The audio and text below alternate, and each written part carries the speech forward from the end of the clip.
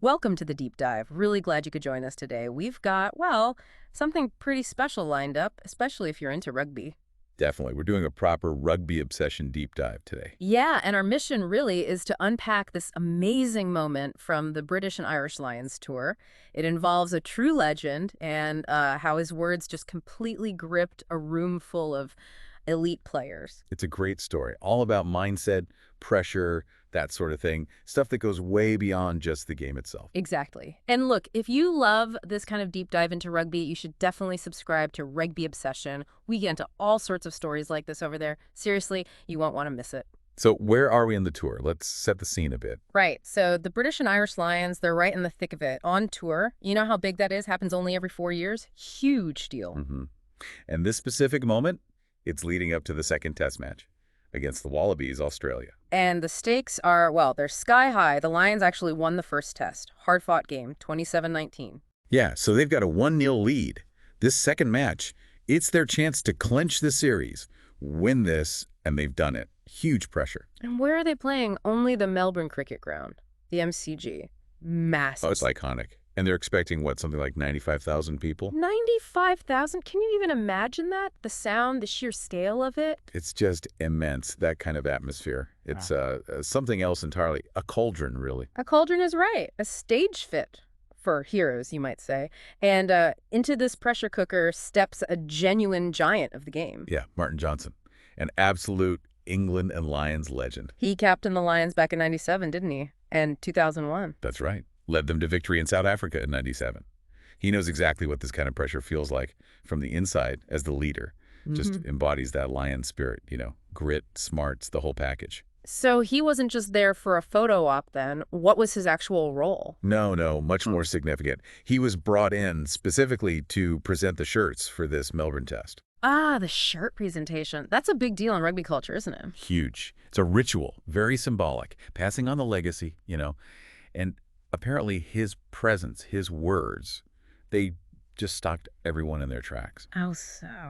Well, the scrum coach, John Fogarty, he told Sky Sports later, he said, and I'm quoting him here, "The room was silent the whole time he spoke. There were guys just staring up at him." Wow, just staring. From guys who are at the absolute top of their game. That says everything about the respect he commands. It really does. And it wasn't just like passive listening either. Fogarty mentioned that Maro asked him a question or two. So probably Maro Itoje, right? Engaging, wanting to learn. Trying to soak up that wisdom. Exactly. And Fogarty's summary was perfect. There was some contemplation and reflection after he talked. It was a quiet room because they wanted to listen to a guy they see as an icon. It wasn't just a speech. It felt like history connecting with the present.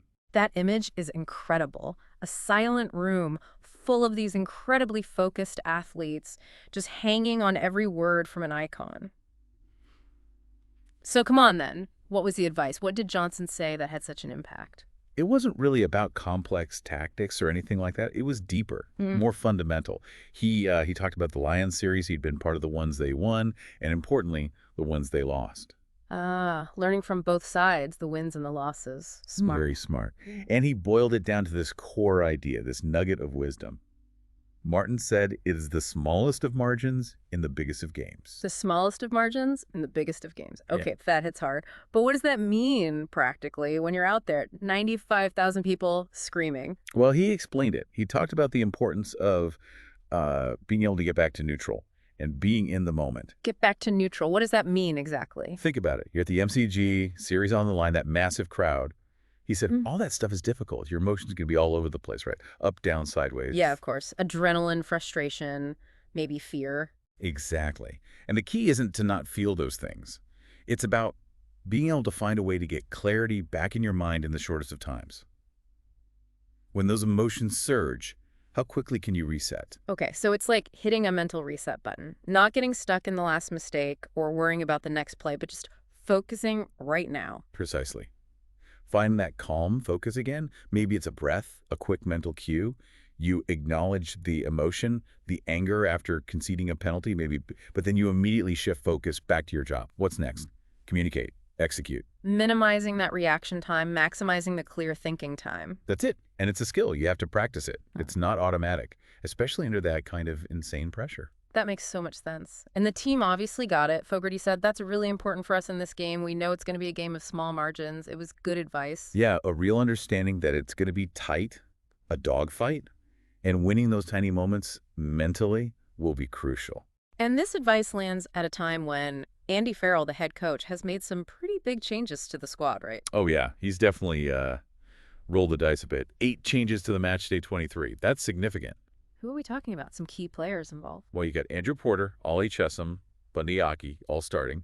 That's front row, second row, midfield changes right there. And on the bench, too. Yep.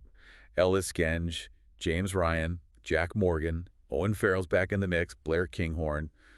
Plenty of firepower, but also no combinations. So how does Johnson's advice about small margins and staying neutral connect to that, to a team with all these new moving parts? Well, I think it becomes even more critical, doesn't it? When you have new combinations, say in the front row with Quarter or Aki in the centers, that instant, almost telepathic understanding isn't quite there yet. Right. Those tiny adjustments take time. Exactly. So a slight hesitation, a misread signal, those are the small margins.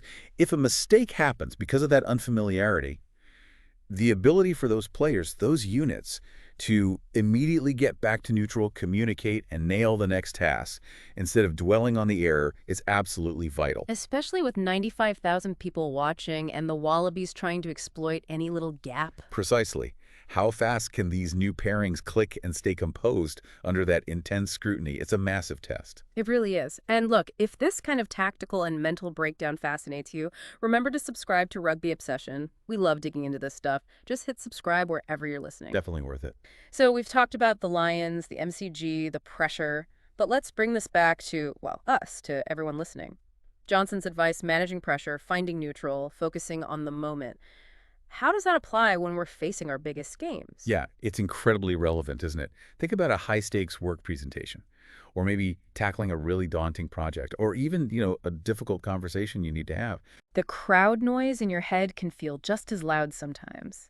The expectations, the fear of messing up. Absolutely, and finding neutral in that moment. Maybe it's just taking a conscious breath before you answer that tough question, recentering yourself.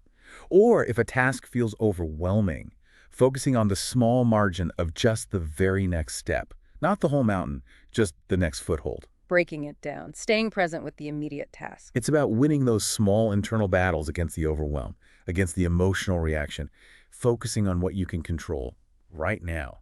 That's how you build towards the bigger success, I think. That's really powerful. What about you listening? Does this resonate? How do you find your neutral when things get intense? Or focus on those small margins? It's something we can all probably work on, right? Definitely. So wrapping up this deep dive, it's been fascinating, hasn't it? From that silent locker room at the MCG listening to Martin Johnson. Yeah, just the power of that calm, clear advice in such a high-octane environment. And that core idea that tiny details, tiny moments of focus, the small margins, really do shape the big outcomes, on the field and off it, too. Which leaves us with a thought, maybe. What does finding your neutral actually feel like for you when the pressure's really on? And how could you maybe consciously practice focusing on those smallest of margins, the next email, the next sentence, the next breath, to get clarity and, well, succeed in whatever your big game is? That's a great question to reflect on. Seriously, we'd love to hear your thoughts on all this, Johnson's advice, how it applies to you. Let us know. And one last time, if you enjoyed this deep dive and want more, please subscribe to Rugby Obsession. It really helps us keep bringing you these stories. Please do. Thank you so much for tuning into this Rugby Obsession deep dive. We really appreciate you listening, and we look forward to having you with us for the next episode.